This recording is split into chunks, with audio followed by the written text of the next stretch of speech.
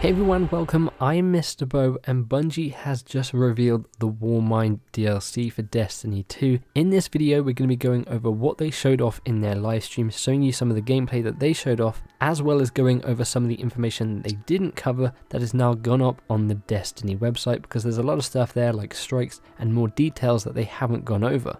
Then at the end of the video, I'll be giving you my thoughts on everything that has been revealed and talking about what I think about this expansion with Destiny 2 and where it's going to go in the future. So to begin with, let's go over the description for this expansion because it's been updated since we last saw it. Destiny 2 Expansion 2 Warmind continues your Guardian's journey with an all-new story. Anna Bray, a Guardian long thought lost, searches for a connection to her past, one that could be lost forever on the polar ice caps of Mars.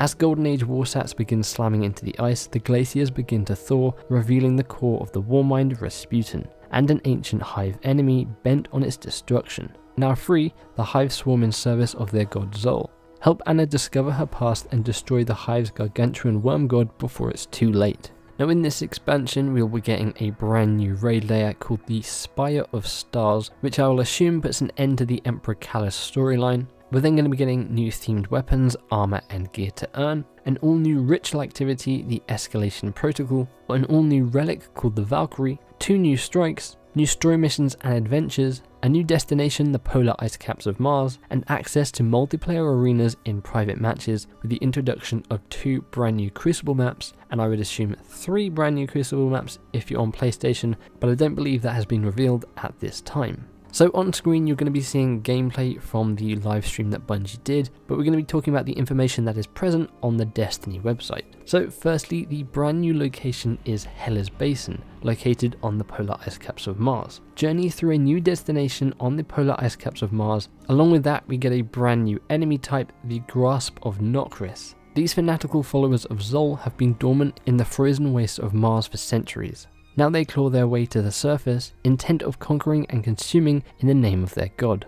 There's also going to be a vendor location, the Braytech Futurescape, so think of it as the location you're going to find the vendor out in the patrol area. In the Golden Age, the Clovis Bray facility was a hub of exoscience and our civilization's outreach efforts. Its secrets have been buried since the collapse and are waiting to be found. That brings us on to who our vendor is going to be, and that is Anna Bray. Famed hunter Anna Bray hasn't been seen since the Battle of Twilight Gap. Since then, she's been on a quest to discover who she was in her previous life and how that connects her to the Warmind. And that introduces Rasputin. The most powerful military intelligence ever developed, was designed for independent thought and complex strategies to defend humanity during the Golden Age. Its motives and goals are currently unknown.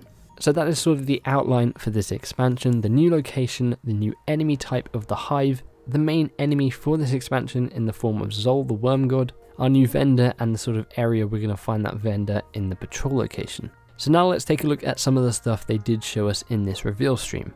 So they showed us the brand new ritual activity, Escalation Protocol. Fight your way through escalating waves of Hive in an all-new ritual activity to redeem new rewards each week. Now the closest thing to this we've seen in Destiny before is the Court of Oryx in the Taken King. Fight oncoming waves of enemies until eventually you fight a big boss at the end. There were multiple big bosses at the end which would rotate each week. The same is true with this activity as well. There are 7 waves, each wave will have sort of a mini boss at the end of it, and then the 7th wave, the final wave, will have a bigger boss that you're going to have to sort of use some tactics against. It's going to have maybe some sort of mechanic like we saw with Court of Oryx. Now Bungie confirmed there are 5 of those end wave bosses and they'll rotate each week.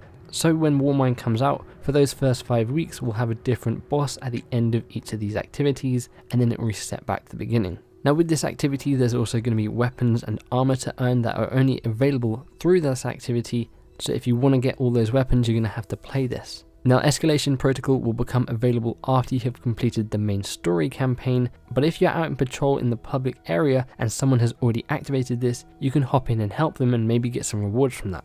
Moving on to something else they didn't talk about, and that is the brand new strikes in this expansion. There are going to be 2 brand new strikes. The first one is called A Strange Terrain. Descend deep into the tunnels under Hellas Basin and take the fight to the Herald of Zol. Stop this Hive Prince before he can funnel more power to the Worm God. And then we have Will of the Thousands. Rasputin's neural network is under attack. Take the Valkyrie and use it to defeat a monstrous foe. Now I would assume, like the Osiris DLC, that these strikes are sort of interweaved with the campaign, so as you play through the campaign you'll play through these strikes as well, but that hasn't been confirmed at this current time. Now going back again to something they did show in the reveal stream, that is the brand new Relic. We have the Hive Sword coming back from Destiny 1, but we also have this brand new relic called the Valkyrie. This powerful javelin is a gift from an unlikely ally, use it well Guardian. So we saw some gameplay of this thing in action, and it looks like a pretty cool relic to use. It has a range attack as well as a close up attack, and according to Bungie, this thing is going to be pretty useful when doing that ritual. You're going to want to make sure you use this at the right time. Now you can summon this by using these keys that will drop, and it will give you a chance to actually spawn this in. Now moving on from there, they then talked about PvP. They showed off the brand new PvP maps, the two of them. They look really cool in design. One of them was specifically designed for survival, which is nice. I do like my survival. And the other one is a sort of more quick play map for things like Clash, Control, etc. Now when they showed off PvP, not only did they show off gameplay of these two new maps, they showed off the brand new ranking system. So there were going to be two brand new ranking systems, Valor and Glory. So Valor is a progression rank that goes up as you complete matches in quick play. Winning helps you move up faster, but there are no loss penalties. So no matter what, you're always going to be leveling up your Valor rank. So much in fact that when you get it to a cap, you can then choose to reset it back to 0 and then level up again. And there will be an emblem to indicate how many times you've done that. So if you see someone who's reset their Valor rank 100 times, you know they've played a lot of Crucible. But then there's also Glory. That is a progression that goes up when you win and down when you lose, and is available only in the competitive playlist.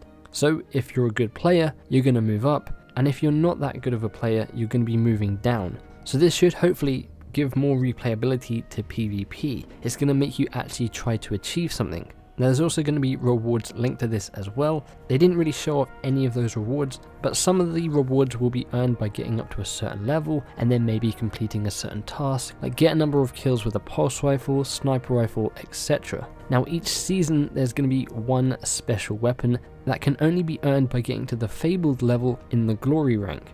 For season 3, it's going to be this weapon, Rhetoric's Claymore. A brand new pulse rifle which looks like it's going to be very cool.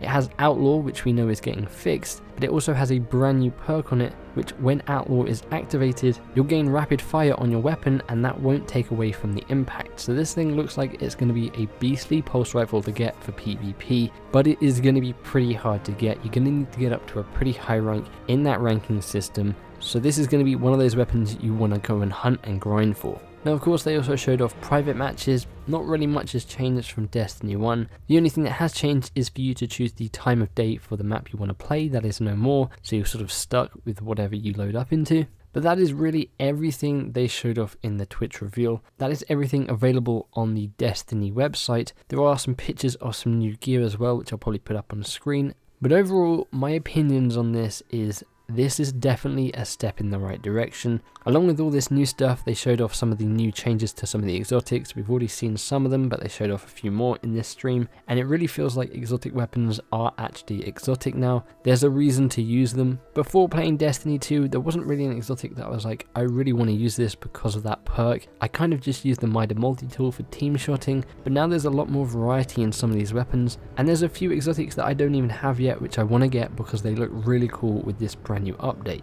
As for the content in this DLC, it's going to be interesting to see what their ritual is like, how much replayability is there, am I going to play it once every week for 5 weeks and then be done with it, how quickly am I going to earn the armor and weapons from that, what's the story going to be like, is it going to be like Curse of Osiris, where we meet this brand new character who's sort of been talked about a long time in all the lore, they turn up, do something really cool and then just walk off, kind of like Osiris. We'll have to wait and see on that. Hopefully these strikes are cool, and hopefully there's some unique strike rewards from these that are going to be cool as well. Of course, we haven't seen anything from the raid layer. That's hopefully going to be exciting. I really liked the last raid layer because it was sort of a load of jumping puzzles and a load of puzzles to work your way through to this boss at the end. So hopefully we see something cool with the final raid layer. I believe it's going to be the final raid layer at least. I assume with the expansion at the end of the year, that's going to be sort of a brand new raid, and then maybe we get raid layers off of that as well. But I think the biggest thing here is probably the ranking system in PvP. I did a video last week talking about the brand new changes to how the level cap system is going to work. They're making it sort of more of a grind,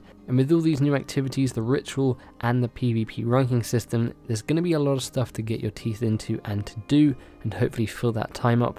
I don't think this expansion is going to last until September. Definitely not. It probably lasts for about a month or so. I believe there's going to be some sort of summer event. Fingers crossed that is Sparrow Racing League. That's what I'd like to see. But I think this is definitely a step in the right direction. It makes me feel like it's Destiny 1 again, but we'll have to wait and see until we actually play it.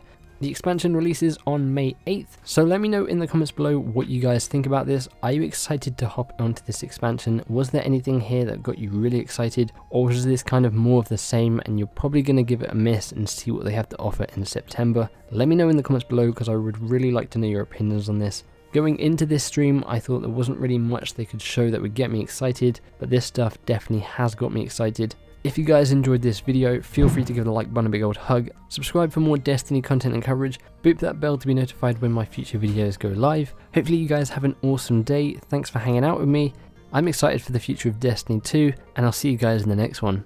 Bye bye.